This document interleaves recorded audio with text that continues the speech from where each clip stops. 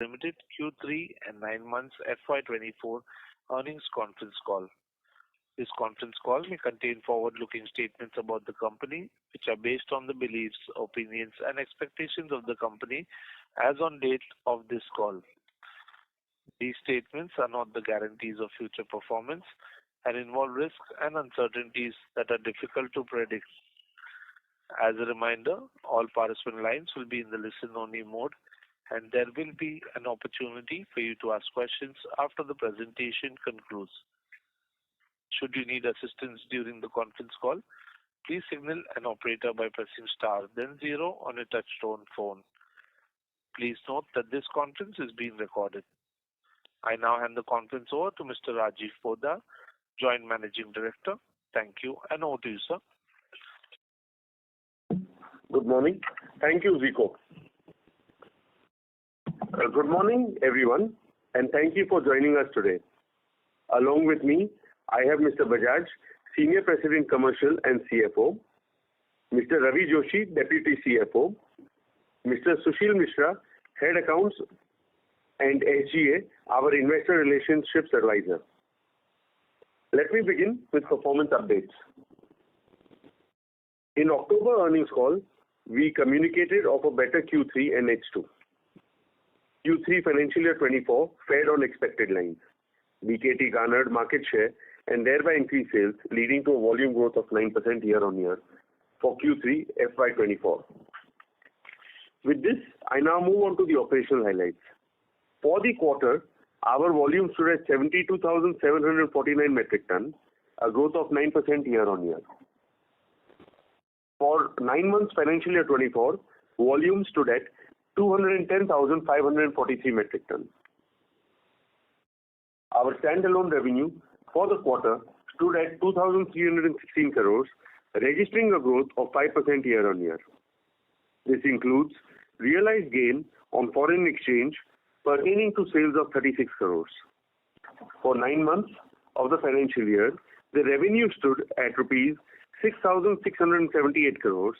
This includes realized loss on foreign exchange pertaining to sales of rupees 53 crores. For 9 months financial year, 46% of the sales came from Europe, 28% from India, 17% from Americas, and balance from rest of the world. In terms of channel contribution, 72% was contributed from the replacement segment, while OEM contributed 27%, with the balance coming from offtake.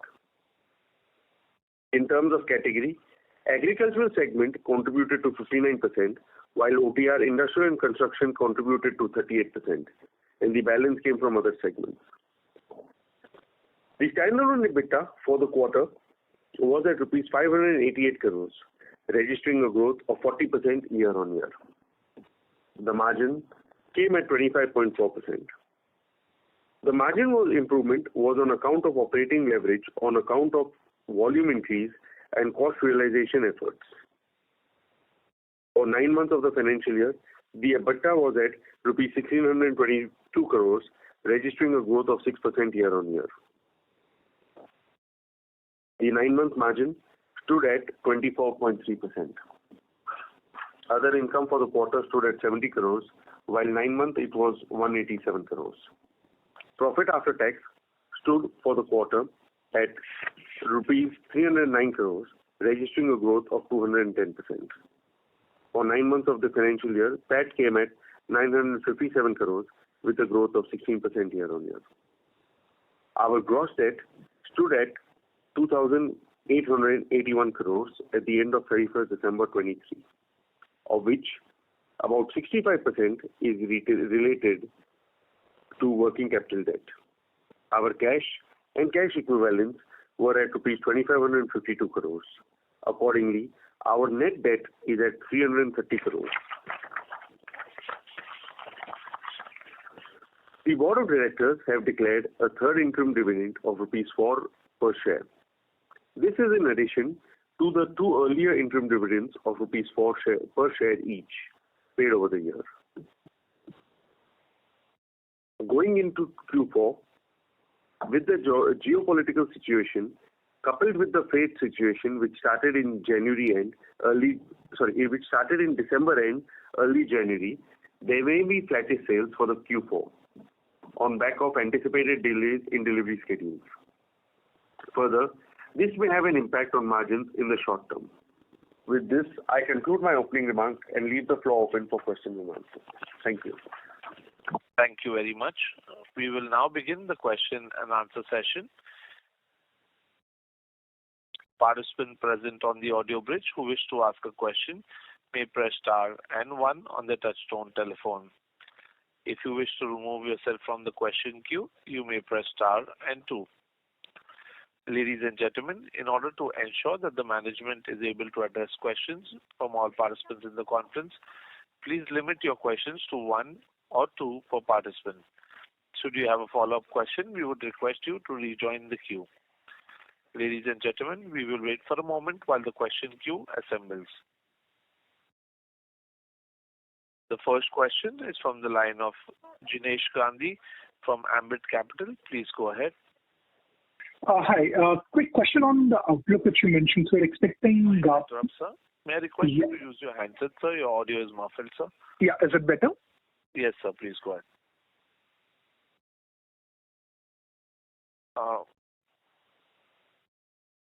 Mr. Jinesh Gandhi has left the queue. May I request that we move to the next participant? The next question is from the line of Siddhartha Bera from Nomura. Please go ahead. Yeah, thanks for the opportunity, sir. Sir, my question is on the volume growth. So just to clarify, you expect Q4 volumes to be flat compared to the last year? Is it that what you mentioned? Yes. Okay, because sir, generally we have seen generally Q4 has been one of the strongest quarter in a year, and we sort of had expected about 290 for this year. So that probably then will have some risk in the near term. So current geopolitical scenario and shipping issues which are going on are there. So we are not very sure at this stage where we will end up. But as I indicated, it will be flattish. Okay, but sir, in general, apart from the Red Sea issues and all, how are you looking at the end level demand from say agri and OTR markets? Is there any signs of pickup in the end markets of US or Europe, or how is the scenario there? Yeah, it's going. I mean, the demand is. It was picking up towards the end of the year, which continues. So that is not a very big issue.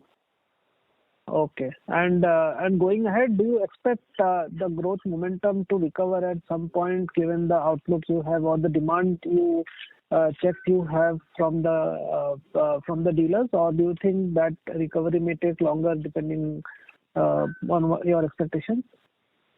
No, we see it to improve depending on the issues of the Red Sea and shipping issues.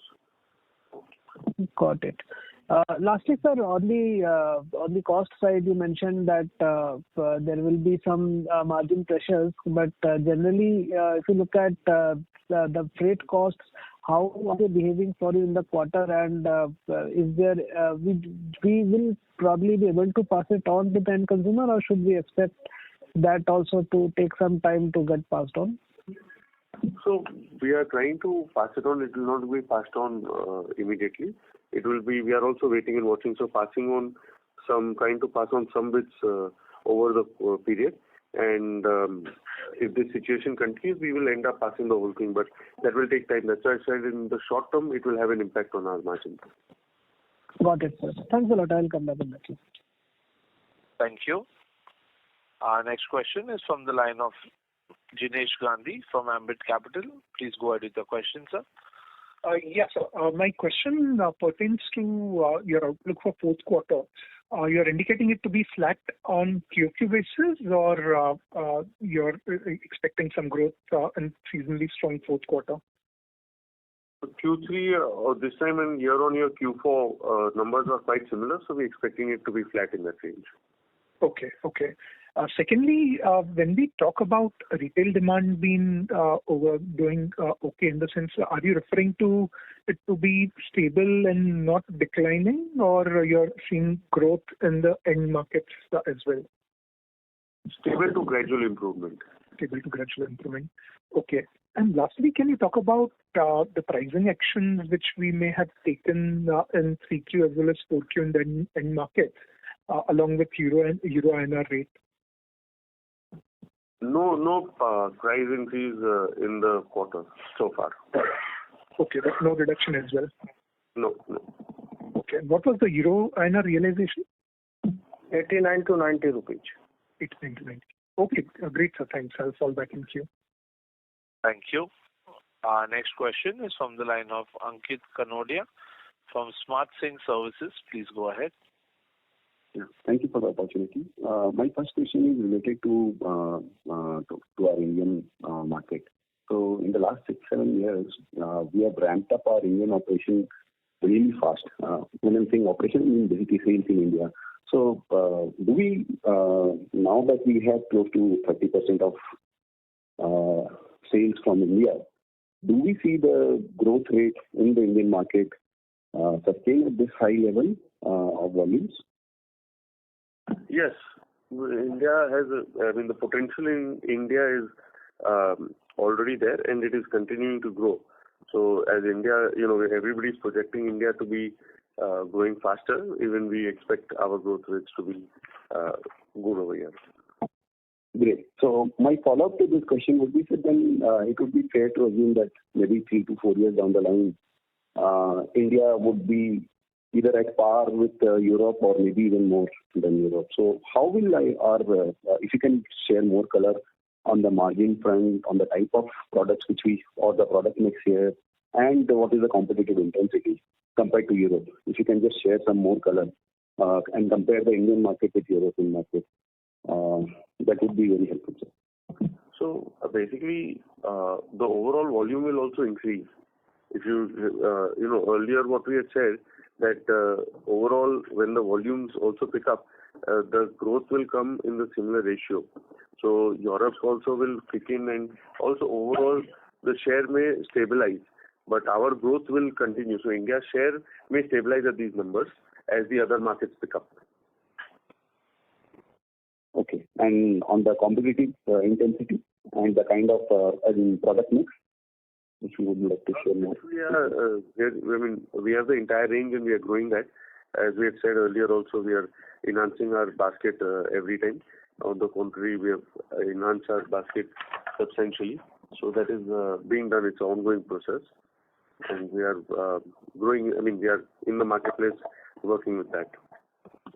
No, my question, sir, was related to, do we have any change in product mix when we are serving Indian customers, or we have the same kind of products for both European and Indian market? So we have a special product for Indian market, but for international also the product is there. So they are all separate. We're treating every market separately, and we're building products based on that. Margin profile, I would assume in European market would be better than Indian market, right? Similar. Marginally better, but not such a big impact. One last one on competitive intensity in European market versus the Indian market. What would be your view there? So both have their own unique situations. It will be a marginal difference, as I said. So nothing major. So there's nothing great on that. Okay. Thank you so much. All the best for the rest of it. Thank you. Our next question is from the line of Raghunandan NL from Nuvama Research. Please go ahead. Thank you, sir, for the opportunity. Congratulations on good number in Q3. Sir, on the near term, I understand that there are temporary issues, but as you rightly said that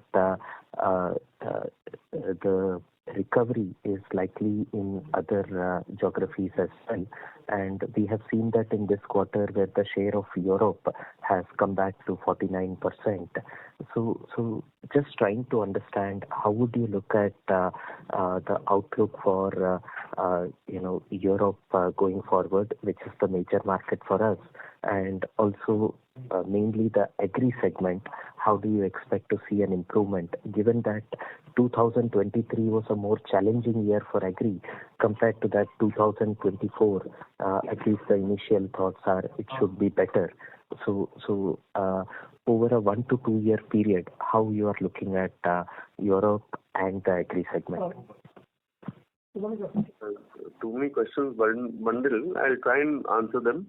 So one by one. So overall, Europe we are seeing and the demand to be stable, but on the trend towards improving. That's how we see it. We are geared up to capture that market as and when it starts coming back. So we are all geared up for that. Got it. And in terms of the near term, there are, because of the Red Sea crisis, there are delays in shipment. Also, there is some increase in the freight cost. Any initial thoughts or what could be the cost impact in the very near term? I mean, as I mentioned earlier, there will be some impact on the margin. Exact impact we are evaluating, and we will see how it goes. Got it. And lastly, on the carbon black sales, for 9 months FY24, either as percentage of revenue or if you have an absolute number, if you can share here, what has been the revenue and how do you see the new capacity-led growth for next year? So carbon revenue is 7.5% of the total revenue currently, and next year we further expect that it may go 8 to 9%. Got it, sir. Got it. Thank you, sir. Thank you so much. That's all from my side. Thank you. Our next question is from the line of Mumuksh Mandlesha from Anand Rathi. Please go ahead. Yeah, thank you, sir, for the opportunity and congratulations on a good set of results. So you talked about the market share gain which led to growth during the quarter. Can you indicate where are we in terms of market share and how we are progressing toward the 10% market share target which we had? Should it be achievable in next few years? And can you indicate what would be the major driving factors for the improvement in market share? So our market share, as I mentioned, was about just over 5% globally. And yes, we are it's between 5 and 6%. And yes, we are on course to hit. I mean, we are working towards hitting our target of 10%, and should be possible in the next few years. So that's what we are working towards. And so it would be led by industry consolidation, sir? No, there is ample demand, and we are, working towards that. So. Right, sir. There will be some market share gains also as we go along. Got it, sir. So other expense as a percentage of revenue has come down versus the previous quarter. So I mean, it's supported by the better volumes. So how do you see the particular marketing expenses over the medium term? So operating income has come down because of multiple things. As I said, operating, cost rationalization has come in, freight costs have come down. So all those things have had an impact. And how do you see the marketing expenses for this year and over a medium term, sir? So it will continue at the same levels that it has been doing, that we've been doing. Got it, sir. Sir, how do you see the iron cost ahead as the crude prices have softened? So do you see the benefit in coming quarters? No, we don't see any benefit because the crude price is coming down, so other raw material will go down, but natural rubber is increasing, so it will almost end the cost. It will offset the decrease or increase. Got it, sir. Just on lastly. Sorry to interrupt, sir. May I request you to rejoin the queue for follow-up questions, please? Thank you. Thank you. Our next question is from the line of Pramod Amte from InCred Capital. Please go ahead. Yeah, hi. Thanks. Sir, wanted to check, considering you talked about supply chain issues, what is your inventory levels at the dealers in Europe and US? As I mentioned in the last quarter, it has started coming down, and it is at the reduced level, so there is no impact on that. So in that direction, if the supplies further get constrained with the shipment, and do you think them to go below the comfortable levels this quarter? Yes, may do. Depends on how the shipping scenario plays out, but if it has a constraint, it will definitely go below comfort level. And usually they are what, 4 to 6 weeks at the dealers, or how do you, when you say comfortable last quarter? Yeah, about 45 days, so yeah, in that range. 30 to 45 days, in that range. So they will be towards the closer part of 30, then towards 45. Okay, thanks. Second one is with regard to the freight cost, which you again alluded to saying of disturbance. Where does the freight cost stand in first 9 months, and considering the disturbance, where you expect it to go, and looking at the past experience where such disruptions happen, how much time it takes usually for you to pass it on to the end market? So for the first 9 months, our shipping cost is in that range of 3 to 4% where it has normally been. Q4 we are yet evaluating, so we don't have the numbers to share for Q4. But first 9 months was 3 to 4%. And based on historical experience, sir, how much time it takes for you to pass on? Because you had some contracts which you pass on easily and some are not and take time.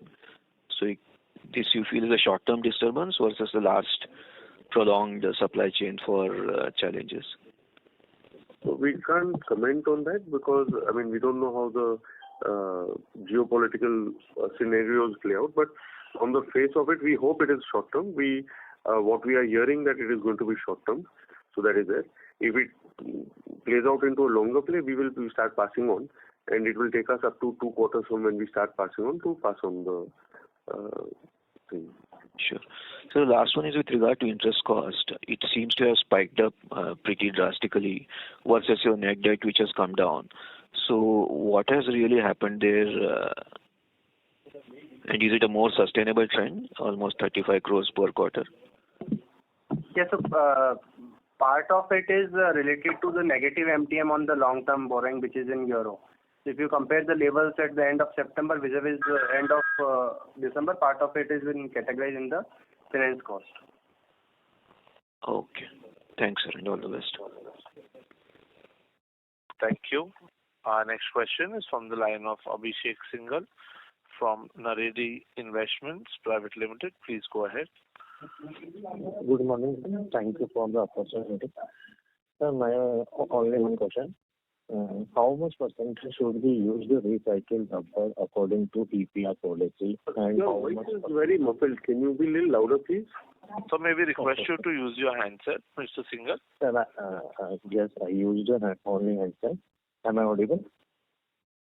Yes, sir. Please go ahead. Okay. Sir, how much percentage should we use the recycled rubber according to EPR policy? And how much percentage are you using now? And if you do not fulfill this compliance, then what effect will it have on the company's financial? We can't share those details because they are confidential towards our technical designing. So whatever is the compliance, we are within that. But I can give you a heads up of those numbers. Okay. Thank you. Thank you. Our next question. Before we take the next question, a reminder to all participants, you may press star and 1 to ask a question. Our next question is from the line of Abhishek from Dolat Capital. Please go ahead. Thanks for the opportunity, sir. Sir, because of the disruption in Red Sea, there will be RM supply issue to European peers as well. So, production cut is expected. So, how do you see benefit in terms of the inventory clearance and dispatches? So, what you are saying is right. They are importing from Asia the natural rubber, some synthetic rubber, some chemicals. So, their factories will be getting affected on account of that. We may get the additional order. From the raw material point of view, we will not have any shortcomings. So let us see and wait. Let us wait. So can we expect that dispatches and order intakes will accelerate in the coming quarter because of if this issue get longer? If issue get escalated and if their factories are closed, we may get. Okay. And sir, many Indian companies is setting plant in Brazil. You have also forayed into that market. So how do you see potential going forward? Sorry? So many Indian companies is setting plant in Brazil. You have also forayed into this market. So how do you see potential of this market, Brazil market?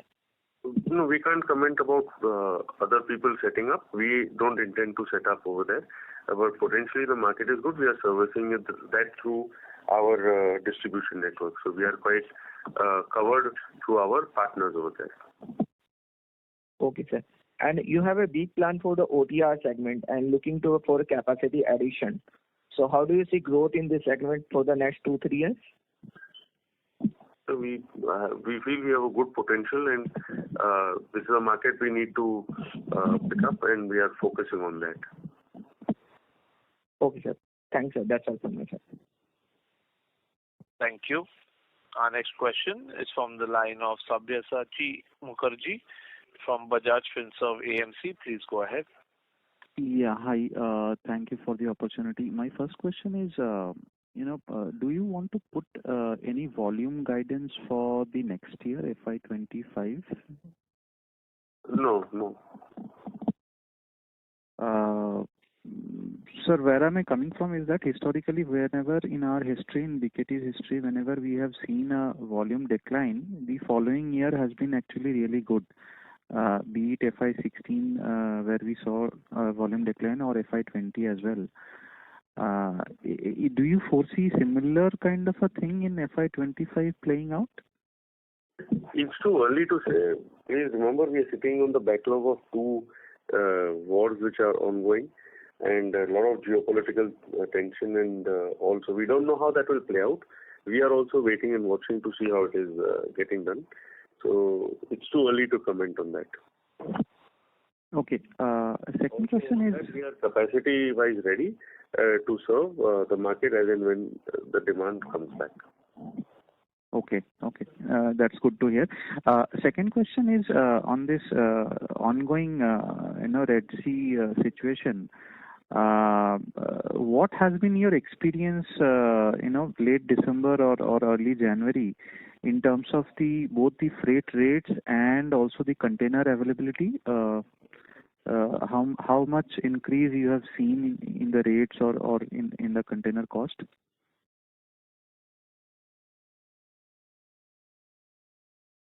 So there has been a substantial increase in the rates. We are not seeing an issue on supply of containers, but it is the rate which has gone up substantially. Any number you want to put?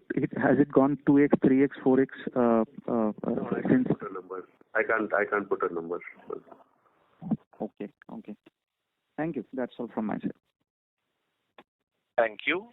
Our next question is from the line of Viraj from SIMPL. Please go ahead. Yeah, thanks for the opportunity. Just one question. If you can just broadly give some color in terms of a demand environment, both in agri and OTR across different markets. So, what are the kind of consumption growth we are seeing, and how is the inventory kind of in different markets? So this 30 to 45 days, which markets you would still see a higher level of inventory, and where we are seeing a much more leaner inventory? Any more color you can give on that? So, as I mentioned, there are two issues. I'll re-clarify. Demand is one aspect where we are seeing stabilization and moving towards improvement. The other constraint that is there is the supply, because of the supply issues which are there in the shipping lines and the Red Sea and the whole political scenario being played there. So if we keep those two separate, the demand is yet stable and looking towards improvement as of now. So that should answer that question. Second question was on the 35 days to 40 days, which geographies it is. I'm giving overall average of the whole global scenario that our distributors are carrying. It's difficult for us to point a particular guy and say, or region and say this is the level here and there. But by and large, everybody is within this range of 30 to 45 days at the moment. So the reason behind asking on inventory is, what we understand in agri, especially say US or Europe or even LATAM, the season has not been that great. So just trying to understand, do you see any further risk, another inventory further building up, or any perspective you may have? No, we don't have a negative view on that. So as I mentioned, the demand we are seeing stable and moving towards improvement. So that's the line that's our view basically. Thank you very much. Thank you. A reminder to all participants, you may press star and 1 to ask a question. Our next question is from the line of Tej Patel from Niveshaay. Please go ahead. Yeah, hello. Am I audible? Yes, sir. Please go ahead. Yeah, so I have a couple of questions. The first one, what are the current carbon black prices, and is there any oversupply situation in both Indian and global markets? Current prices are hovering around 100 rupees. And in India, yes, there is a excess supply because everyone has extended the capacity. But globally, it is almost balanced because Russia, which used to supply to Europe and USA, that supply is not coming to those countries now. Okay. And one more question. Thank you so much. And one more question is, I was seeing that there are a lot of players, who are making this carbon black, are also providing carbon black to the lithium-ion batteries. So are we making those grades of carbon black, or do we plan to enter those space also? No, we have not yet planned for that one. That required another technology, so we have not yet thought of that. Okay, no problem. Thank you so much. That's all. Thank you. Our next question is from the line of Prakhar Soni from Value Research. Please go ahead. Yeah, hi. Thank you for taking my question. I just wanted to ask, how is the capex plan what you had placed for the year? Has that been completed, and how is the status of the mold manufacturing facility going on? Going on schedule. Okay, and the rest of the capex have been completed except the mold manufacturing? Or do we have any for the capex for the year? Whatever we had announced is all completed apart from these two, and they are going on as per schedule. Okay. Can you throw some light how what impact will the mold manufacturing facility have on the revenue and PAT in the future? No, as we had mentioned when we were setting it up also, it will have no impact on revenue. It is only to give us better access to make our own molds and keep our designs and all intact, so that the quality impact will be there, no revenue impact. Okay. Thank you. Thank you. A reminder to all participants, you may press star and 1 to ask a question.